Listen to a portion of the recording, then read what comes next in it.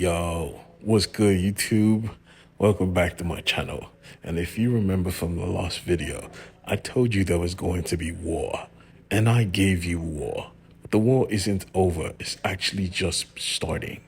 So sit back, relax, hit the subscribe button and the bell button to be informed when I drop a next video. Now let's get into it fast and loud. We continue with the aftermath of the attack on the headquarters. Bodies were all over the floor, everywhere.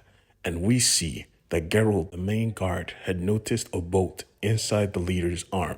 This bolt was clearly Ava's, so he knew you must have defended Amon. See, the leader and him were actually lovers. They were the first parents inside the order.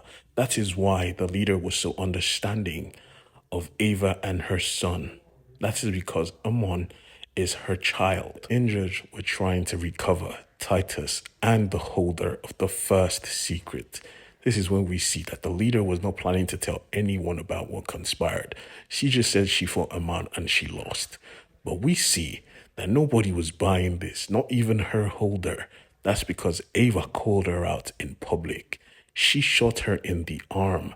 Tell everyone the truth. But there was no time. Right now they were exposed. All the secrets were exposed. They needed to move. And Geralt had the perfect plan to where they need to move to. We see him get dripped out in a swimwear. He's the coolest in this whole book. I'm not even going to lie.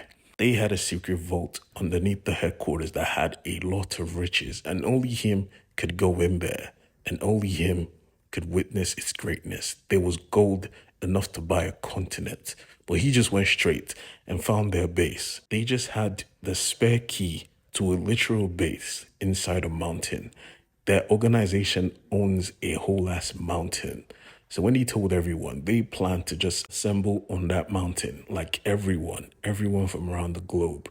They burnt all the hard drives, got on a plane, and all traveled, every single person, every single holder, every single keeper. And the only people that knew the location of the mountain were the few people that were in the room.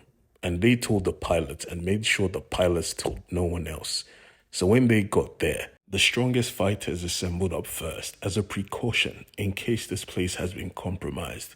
And it really was compromised because people were in it and they all got ready to fight, only to be welcomed. Apparently, people had been living in this place training just to accept them when they needed help. Everyone in this place was part of the order. But the thing is, they were not complete. The people that held the second secret were not here. Its keeper and its holders were being chased down by fighter jets, and they had a whole bunch of recruits in the jet. The keeper of the second secret gave an order that he was supposed to jump out of the plane, protect the secret. That was his job. He didn't want to leave her behind, obviously, but she made it clear this is not the first plane crash I've been in, and I promise you I'm not going to die, and you know why. He smiled and jumped out of the jet. But this was a freaking war. Jumping out of a plane during a firefight was not a smart idea because the jets just turned around and busted every single person to mincemeat. The plane crashed and thankfully the holder seemed to survive and he was more concerned with the keeper. Casper tried to comfort him, telling him, "I'm sorry, we lost her." But he wasn't listening. He just threw Casper out of the way. "Get out of my way." Stepped into the fire like a freaking boss and pulled her out. She was still unharmed. This should be impossible. Hint, hint. Yes, there's a mystical element to this story. Nobody should just be able to walk off a plane crash, especially not the pilot. She just looked at Casper and said, "I heard you're a holder now. Congratulations." But this was absolutely not the time to celebrate. They were still under attack. The leader commanded everyone to get in the mountain. This was a bad idea because there was no escape. So they were stuck in a mountain with an army standing in front of the mountain. But Amon did not lead this group. Nah, Amon was imprisoned, and the person leading this force was the woman who Amon got in the helicopter with. Apparently they didn't trust him anymore because he risked too many of the innocent lives of their army. So now she was going to do it herself. Amon made sure to give her a warning.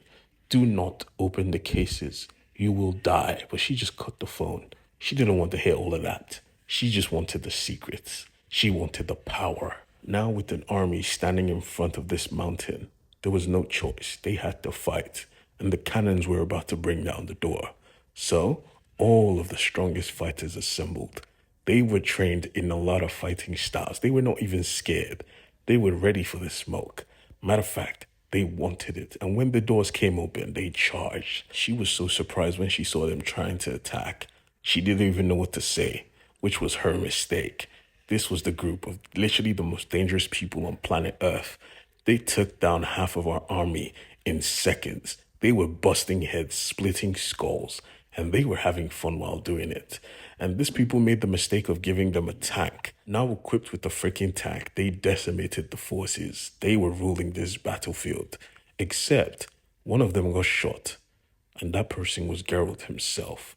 Falling to the floor, he was stabbed in the back, and the leader saw this happen, calling out to him. But this was Gareth, stabbed in the back or not. He took out 4 people with one strike, and another person stabbed him. At that moment, it was his final moments, and the love of his life stood before him. He embraced her. At this moment, both of them had regrets. They should have treated their son Amon better. They should have kept him close. But for giving his babe one last kiss and dying in his arms, she knew there was no other option. Everyone get in the mountain. Geralt is dead. And as soon as they heard this, hope was lost because he was the strongest among them. But they had no time to rest. This was a war, and she had gained access to the mountain. While everyone was discombobulated, she saw the holder of the first secret and took his arm. She was gloating to Amon on a video call while this happened. She's a psycho. The leader, realizing that this was the worst case scenario, told everybody to run in and told Eva the last of her secrets, telling her to lead the way. She had to make sure the first secret was never opened. She looked at the holder and the keeper of the second secret and told them to open the second secret, and they did. The second secret was a whole ass portal into another dimension. That's right. The secrets were not basic secrets. This was a magical freaking portal into another fantasy realm. That was the third secret, a freaking doorway. She told everyone to run in, that there was no time. She planned to face off the army herself while everyone escaped. She was going to die here, so she was going to make sure the first secret was never opened. She leaped in and she took heads. Without remorse. Even her holder shouted, "Do not open the first secret, I beg of you." But they were not listening.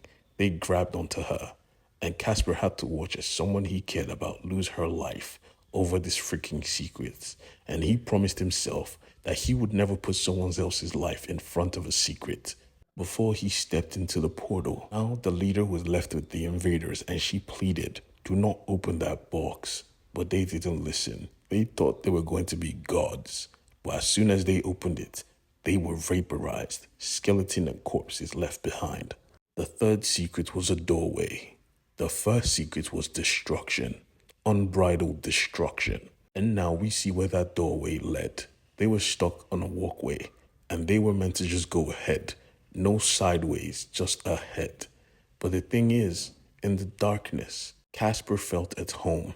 He felt like he belonged there, and he saw 2 people calling out to him, so he went. He was hypnotized. He couldn't control his own actions, and thanks to Titus, everyone noticed he was gone. So the holder and his mother had to go find him, calling out to him because this was some place you shouldn't get lost in. But we see that Casper was with 2 fairies. They knew who he was, and they wanted him to drop the case, but he wasn't going to listen. Matter of fact, he ran away, and they called out to him that, "Don't you remember us?" He clearly didn't, and they were shocked that he was running. Has he forgotten that he could fly? That's where I'm gonna leave you guys. I need you to digest this. When you're ready, we will continue the story of the 7 secrets.